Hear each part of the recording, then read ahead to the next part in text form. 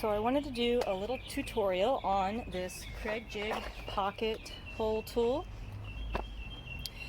I was working on framing the bus and I was trying to find the best technique to attach everything, screw everything together. And a friend of mine from home, Patrick, suggested I try this tool. So I went to Lowe's to get it and I was really intimidated by it. Mainly this, because it's huge and I just didn't know what I was doing. Never used it before, understood the basics of it, but I don't know. I didn't get it the first time because I was intimidated. So I went home and watched a couple YouTube videos and they helped a lot. Went back and got it and it quickly became my favorite tool. And it's perfect for so many uses. So you have the giant drill bit. I have learned that it is basically really fat here, so the head sinks into the hole, obviously, and then the rest of the screw goes through and attaches to the other piece of wood. You're trying to connect. Easy. You have a really long, what do you call, drill bit? Not a drill bit, I don't know. Whatever. It's got the square head. And this is your Kreg jig. This is the 3-part one. They have all different versions. They have single ones, double ones, huge ones with clamps. I think this whole kit was about $40, but it basically just has the 2 Kreg jig tool hole things and a separator. They come apart. You just slide it forward, twist, boom, slide it forward, twist, boom. Easy. You can use them by themselves, or you can do that if you want them closer together. I'm using 2x3s on this, so I'm using them individually but kind of together, and I will show you. It also has this little tool, a couple purposes here. It tells you what settings you need your tool and your drill bit set to. This is a 2x3, so it's about 1.5 inches. And obviously you can see we're in the 1.5 inch range there. So that just means that your drill bit needs to be set at 1.5. It also has a 3/4 and a 1/2 inch setting. To adjust this, you just use a little hex key thing.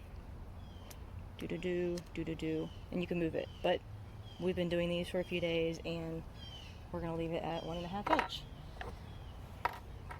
You also need to set this 1.5 inch.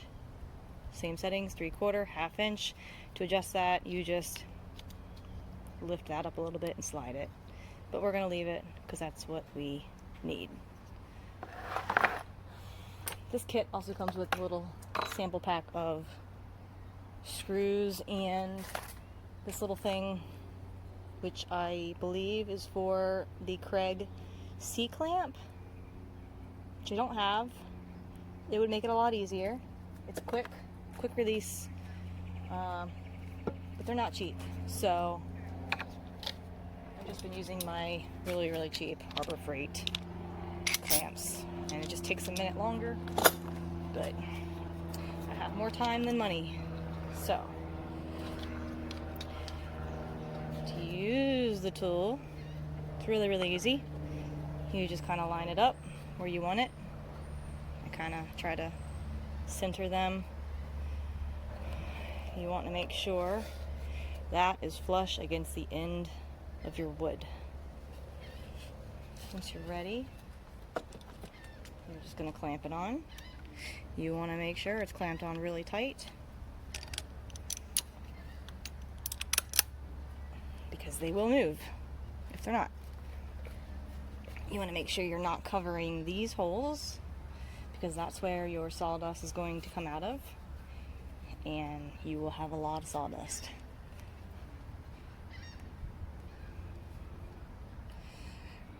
So once you're tight,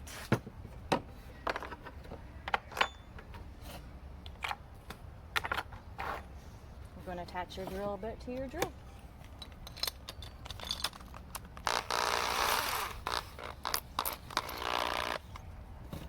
that you're ready, you're just going to stick the drill bit in the hole and drill.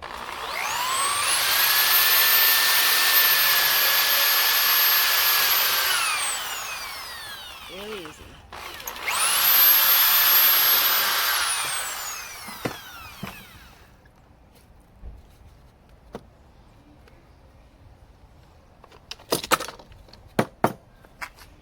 And there you go. 2 perfect pocket holes. If you can see the big hole where the head sinks into, and then the little hole where the rest of your screw goes in, and it'll come out and it'll connect to the other piece. Easy. Now I'm going to show you how to install it.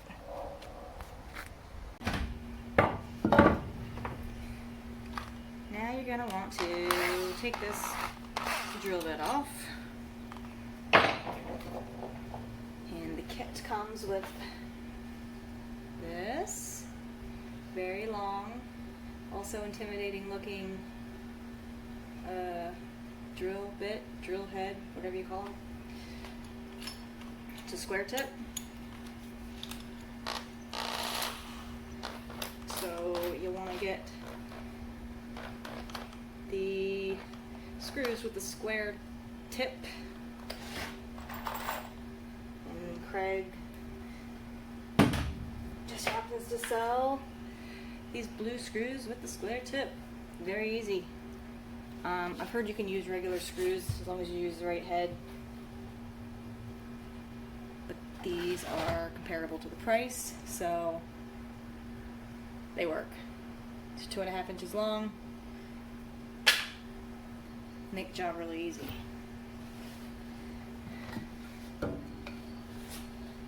So I like to go ahead and put them in and pre-drill a little bit just to get them started.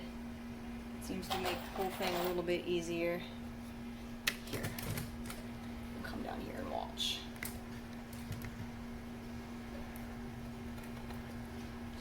And then stick them in.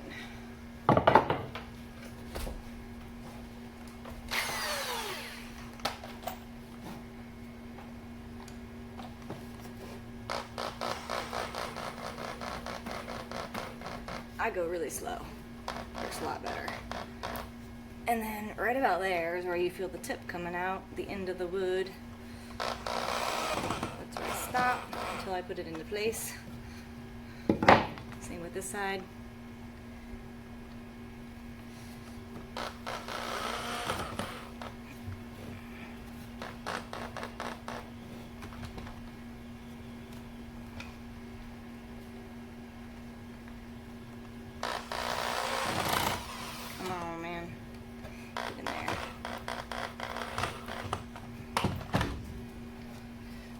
Okay, now we're gonna come back up here.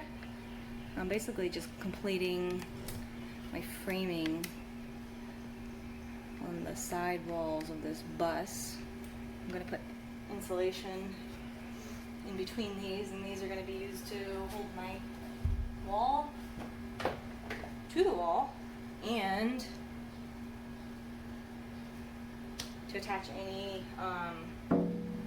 furniture, cabinets and counters and couches and whatever else. We're up here by the front of the bus, so this is going to be where my couch goes.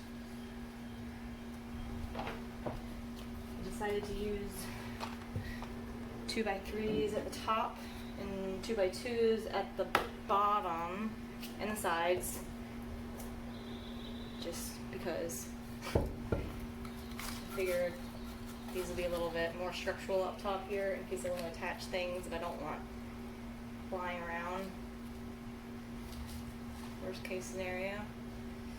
So I'm just gonna line it up like that. I want the surface to be flush. Kind of hard with one hand. It is what it is.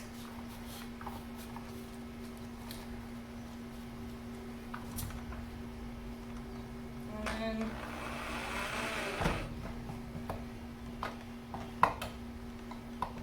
you just kind of slowly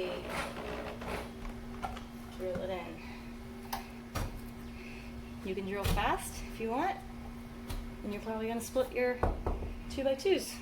I learned that the hard way. So now I just ease them in, kind of listen for it.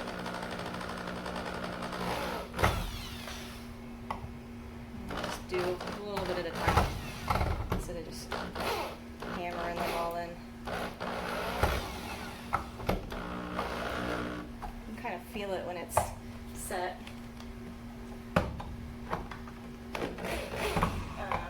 Making sure your wood is exactly the right size really helps too, because if not, it's going to pull this in when the screw tightens.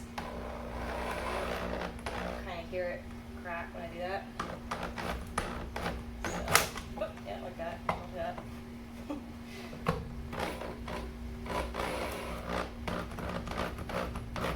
Okay, now, as long as you don't over tighten it, it seems to not be splitting.